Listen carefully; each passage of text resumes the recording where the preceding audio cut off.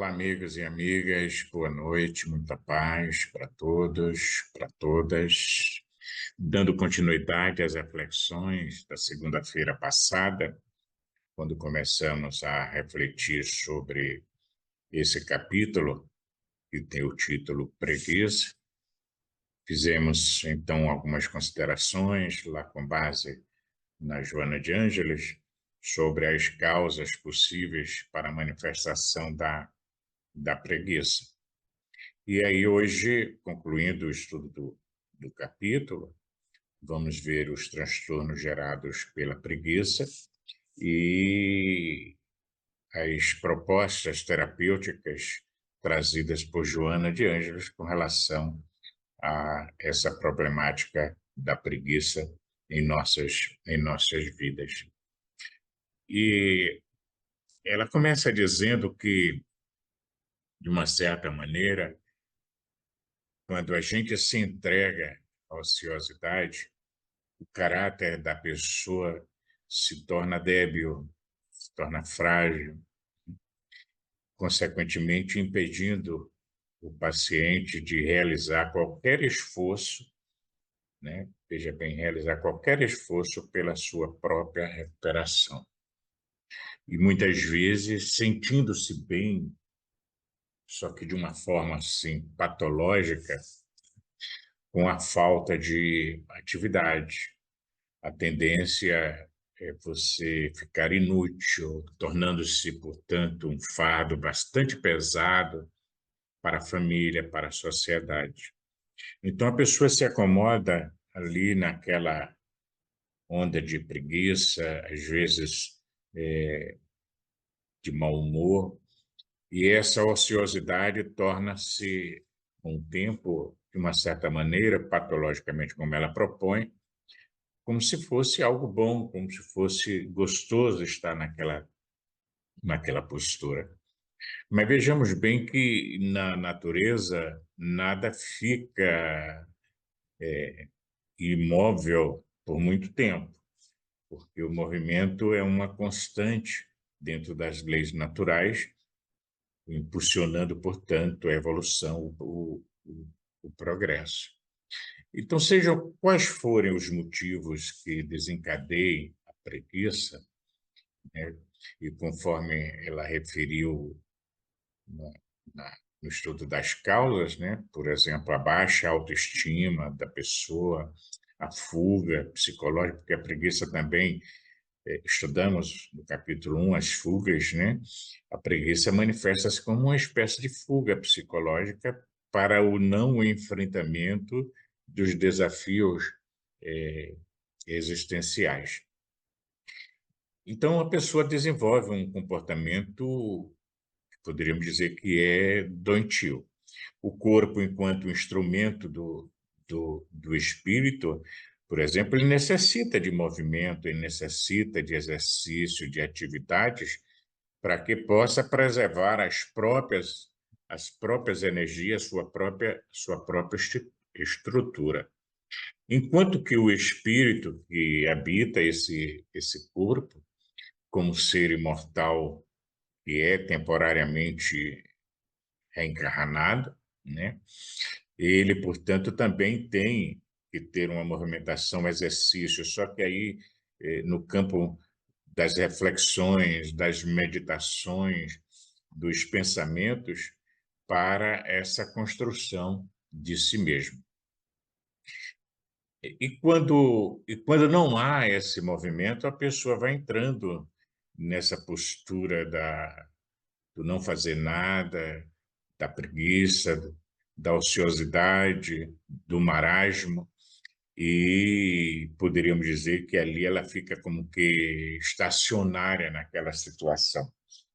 Portanto, é uma espécie de indolência paralisadora pela falta de conduta, né, que conduz a essa movimentação, desenvolvendo, consequentemente, na área física, uma espécie de flacidez muscular, às vezes até perda de movimentação, a depender da intensidade da falta dela.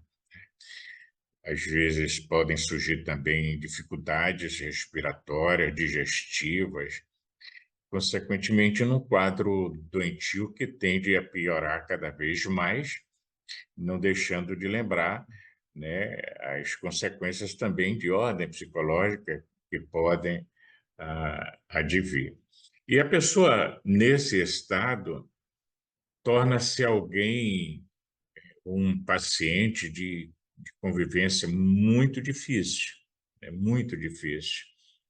E o seu isolamento vai atormentando cada vez mais a ele, os familiares, porque acaba ele desenvolvendo uma espécie de autovitimização, autolamentação, buscando responsabilizar os outros e a tudo pelo seu estado, né?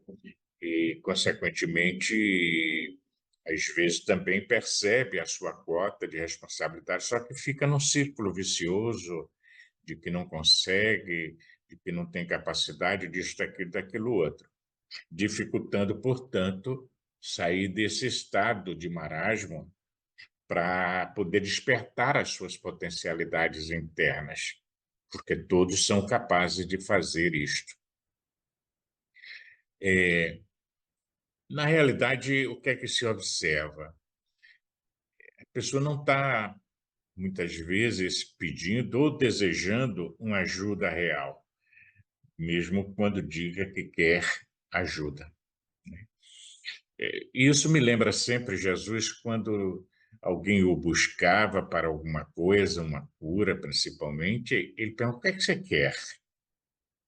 O que é que eu posso fazer por você? Curar-me. E quando ele percebia que esse posicionamento era algo sincero, que vinha lá do fundo do coração, né? Numa linguagem psicológica, poderíamos dizer que provinha do self do indivíduo e não do ego dele, ele dizia: então, fique curado, vá em paz, seja feita como você quer. Mas aqui é tipo assim, a pessoa pede ajuda, mas de fato não quer sair daquele estado, porque há uma comodidade em permanecer daquela forma.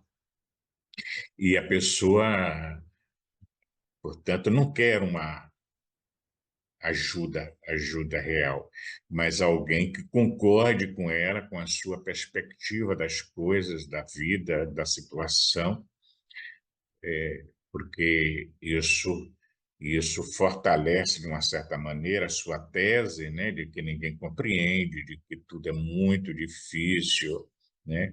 E aí reclama, consequentemente, né, da falta de prazer na vida porque não consegue sair dessa situação. Então, a pessoa não se dá conta que, de uma certa forma, ela se entrega espontaneamente a esse tipo de situação. E aí a gente precisa lembrar que a vida no planeta terrestre, né, ela é desafiadora. A gente reencarna para aprender, para evoluir, e, portanto, a vida é cheia de desafios existenciais em todas as áreas ou todas as dimensões do, do ser humano.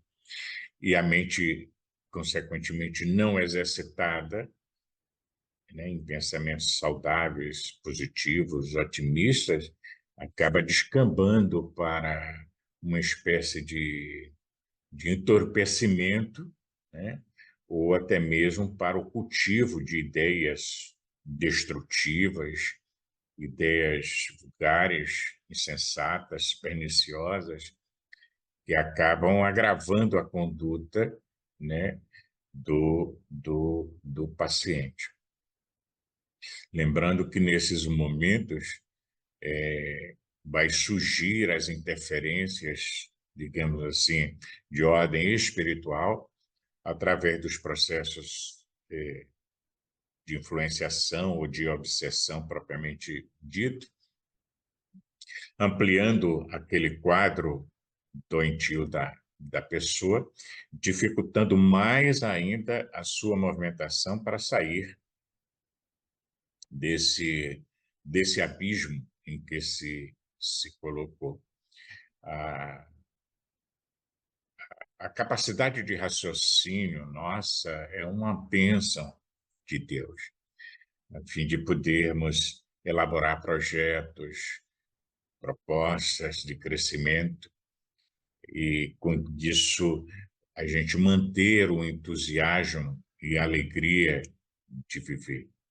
Então, a pessoa, quando está envolvida nessas malhas da preguiça, aqui ou ali, de alguma forma, pode surgir um momento de lucidez e o próprio paciente da preguiça critica-se por não ter forças para modificar a situação em que se encontra, desanimando ainda mais por acreditar na impossibilidade de sua própria reabilitação, e assim faz-se um círculo vicioso, onde o paciente não dispõe das energias para lutar e nega-se, consequentemente, à luta por acreditar na sua inutilidade, na inutilidade do seu esforço, como se não adiantasse fazer absolutamente nada. E, às vezes, a pessoa acaba ocultando-se de Joana no mau humor, né, tornando-se alguém agressivo, ofensivo contra as pessoas que estão à sua volta, às vezes até mesmo contra aqueles que tentam, de alguma maneira, retirá-lo dessa situação, né, ociosa e sofredora, mas o indivíduo não percebe, rejeita, se afasta. Então, para quem convive, às vezes, é necessário uma certa destreza, uma certa habilidade em lidar com a pessoa para, de uma forma, às vezes, até assim, mais sutil, e fazendo com que ela consiga sair desse estado.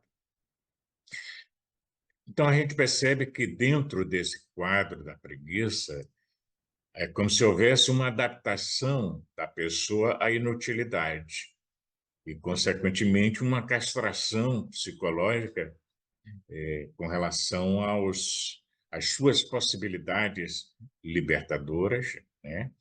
E a inconsciência das suas potencialidades internas, das suas forças interiores, para poder sair do estado. E aí é nesse caso que a pessoa prefere ficar lamentando ao invés de receber amor. A pessoa prefere experimentar a compaixão dos outros a ter o companheirismo estimulante dos outros. Ela permanece em uma profunda solidão ao invés de experimentar uma convivência agradável, mesmo que fisicamente ela viva só, tá? Porque às vezes a pessoa pode viver sozinha, fisicamente se falando, e, no entanto, ela não se sente uma pessoa solitária e está sempre na busca da convivência agradável com os outros, seja familiares, amigos, colegas, enfim. Às vezes, Joana vai trazer para nós que há uma fala comum quando a pessoa se encontra nesse tipo de estado. Eu mesmo já ouvi várias vezes pessoas fazerem referência, não exatamente com as mesmas palavras, mas o sentido é o mesmo. Porque quando alguém busca sugerir uma postura alternativa, levar recursos alternativos para a saúde da pessoa, a pessoa reage, né? Ah, você não sabe o que eu sinto. Ah, você não sabe o que se passa dentro de mim. Ah, você não acredita no que eu estou vivendo, né? Você acha que eu estou fingindo. Então, um caminho de fuga para a pessoa não lidar com a sua realidade, porque para ela isso soa como uma verdade absoluta de que o outro não percebe, não entende, não compreende, não empatiza e assim por diante, né? Há, às vezes, situações em que a pessoa, às vezes, não percebe, não se dá conta e tal, mas é uma postura, normalmente, do paciente da preguiça ter esse tipo de reação. E, para alterar a situação, precisa haver uma movimentação onde o amigo ou candidato ao auxílio normalmente acaba sendo evitado quando a pessoa se manifesta com esse tipo de fala e acaba sendo tido até mesmo como uma pessoa adversária do seu bem-estar, como um censor, um crítico, né, um perturbador da sua paz, como se a indolência algo tivesse a ver com tranquilidade e harmonia interior. Veja bem, aqui tem uma sutileza que eu percebo, não sei se vocês concordam, que veja, às vezes a pessoa num estado depressivo, uma depressão bastante grave, profunda, né? Ela pode apresentar esse quadro em função desse estado em que se encontra emocionalmente, daí porque a ajuda medicamentosa, a ajuda terapêutica, né, a compreensão e até mesmo a compaixão dos familiares para devagarinho ir tirando a pessoa dessa postura, né? Porque aí, nesses casos, lhe falta a energia física realmente para, né? A preguiça aí, de uma certa maneira, ela é uma consequência do estado depressivo da pessoa. Por isso, cuidado, né, de a gente dizer que você é um preguiçoso, porque às vezes, como eu disse no final do vídeo passado, às vezes é apenas uma forma diferente de ver as coisas, de fazer as coisas e assim por diante. Então, a quase total insensibilidade em relação a si mesmo, à sua própria recuperação, e ao sofrimento que proporciona a família, né, que acaba, às vezes, se não tomar cuidado, se desestruturando, complica mais ainda o quadro, porque bloqueia o discernimento, né, em torno dos próprios deveres que a pessoa deve ter, transferindo, consequentemente, para os outros as responsabilidades que lhes pesam na consciência e as tarefas que devem ser desempenhadas em seu próprio benefício. Então, a preguiça acaba minando a autoconfiança e destrói as possibilidades de uma pronta recuperação.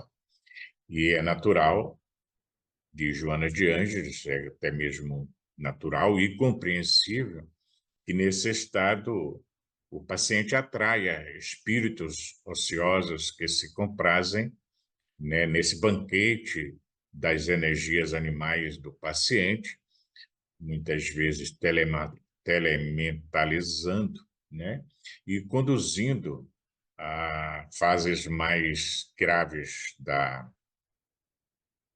vamos dizer assim, da doença da preguiça, né, de forma que possa continuar vampirizando as energias vitais do obsidiado ou dessa pessoa nesse estado. Isto porque os centros vitais da emoção e do comportamento normalmente são explorados por essas entidades infelizes e decompõem-se, né, funcionando com irregularidade, destravelhando a organização energética, física da pessoa, já que a psíquica e os sentimentos já estão seriamente afetados. Então, veja que a coisa ganha vamos dizer, uma maior complexidade, né? Porque afeta o espírito, afeta o psicológico, o emocional da pessoa. Consequentemente, isso se externaliza no campo energético do ser, que vai, então, apresentar também as suas consequências no próprio campo fisiológico. E qual seria a proposta que Joana traz como terapia para a, a preguiça?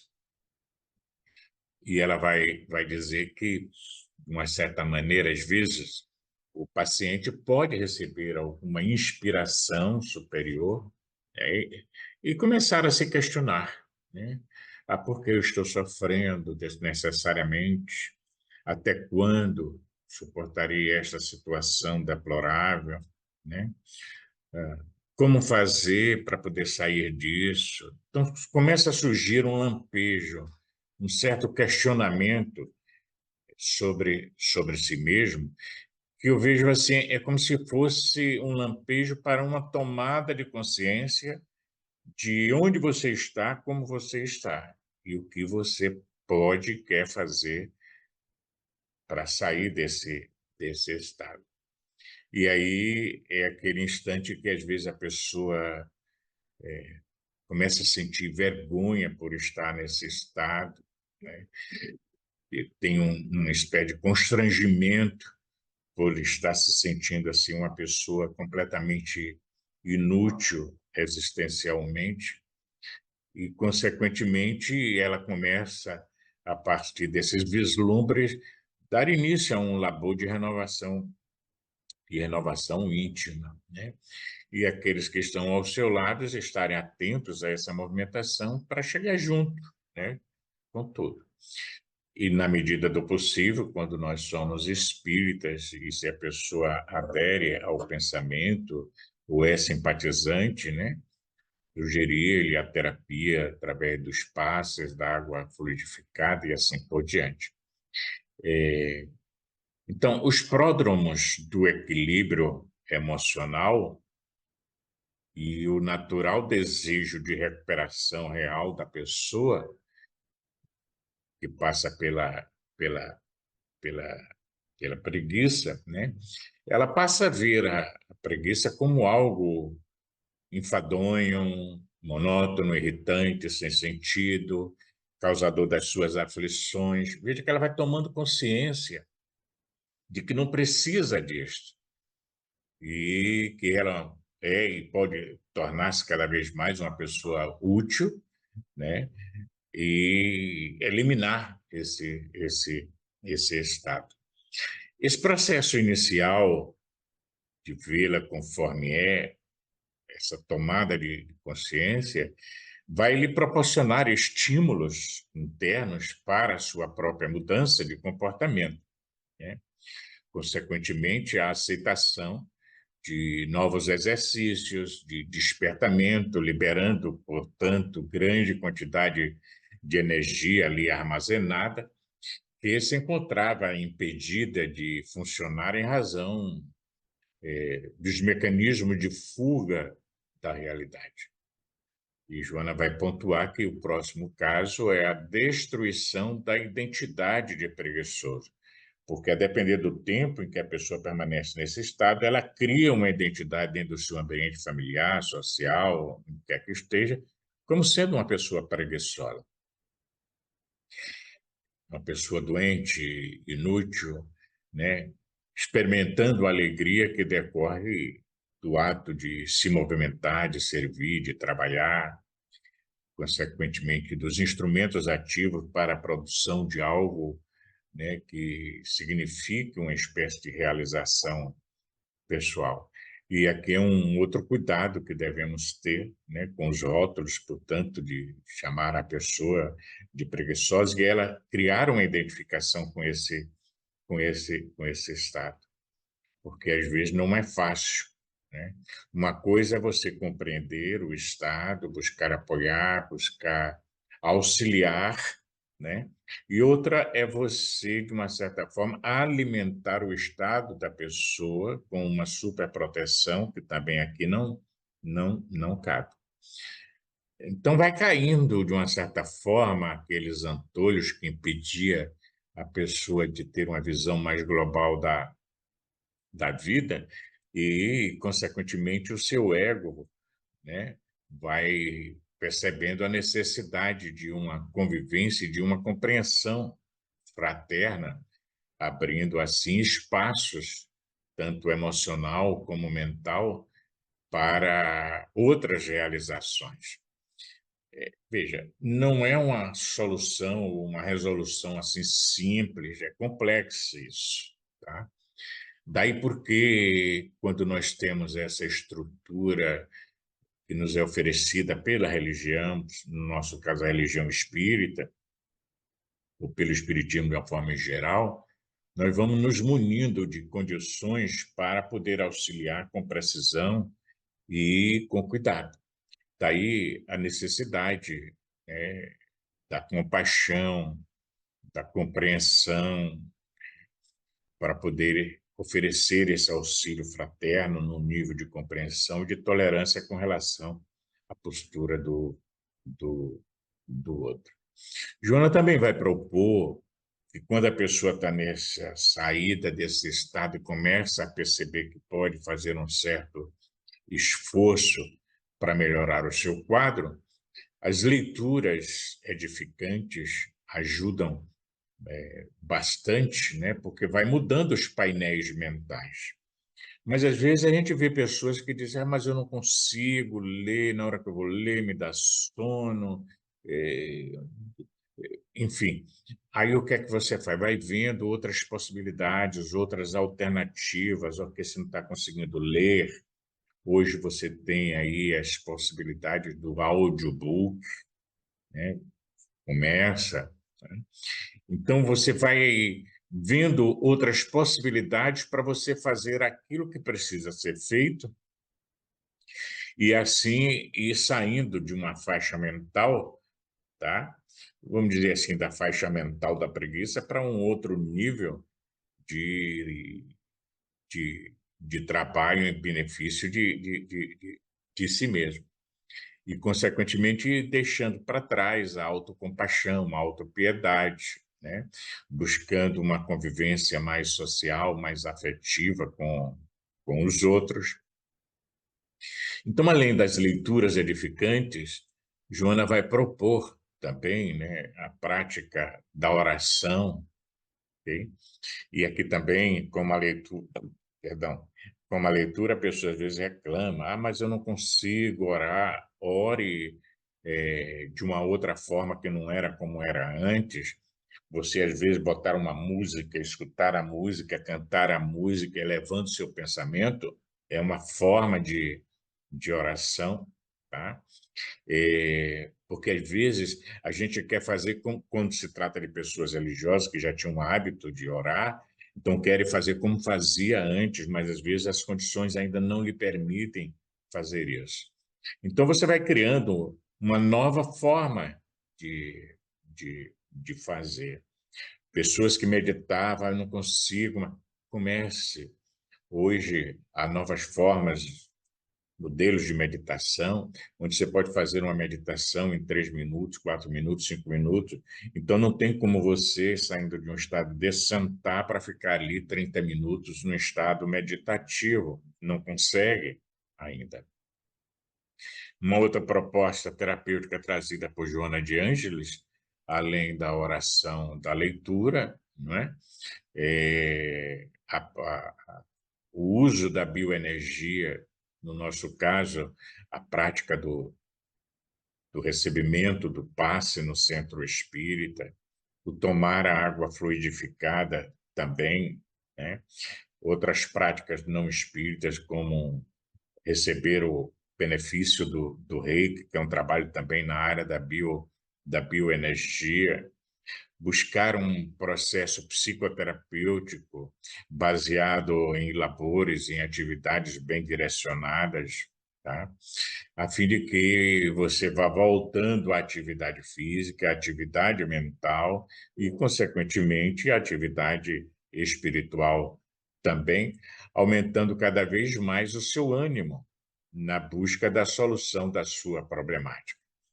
Consequentemente, a atividade, quando é bem dirigida, ela passa a ser uma espécie de lubrificante nos mecanismos orgânicos, psicológicos e mentais da pessoa, estimulando, consequentemente, a, as emoções agradáveis, de modo que se consiga cada vez mais encontrar a sua saúde integral. E para a gente finalizar, veja, eu penso assim, às vezes você precisa se permitir que em um determinado dia você pode estar mais preguiçoso, mais assim. Ok, se permitir, analisar se é cansaço físico, se é cansaço mental, buscar uma atividade refazedora, né, para se refazer. Eu acho que vocês, não sei se vocês lembram, lá no estudo do livro anterior, logo no início, né? Ela fala, né, da solitude, de você buscar um lugar para refazer as energias, para manter o pique diante dos desafios que a vida se nos apresenta. E diante das pessoas que manifestam esse quadro, nos munirmos da oração, da fé, da compreensão, da paciência, no sentido de ajudar o outro a sair desse quadro em que se encontra, porque a gente sabe ou reconhece que não é fácil para o outro. Então, são essas as propostas que Joana nos traz nesse capítulo 2, e de hoje a 8 a gente ingressa nas reflexões sobre o capítulo 3, que tem o título Raiva. E aí nós vamos ver, né, a raiva e primarismo, raiva e transtorno emocional e a terapia para a raiva. Muita paz para todos. Até o nosso próximo encontro.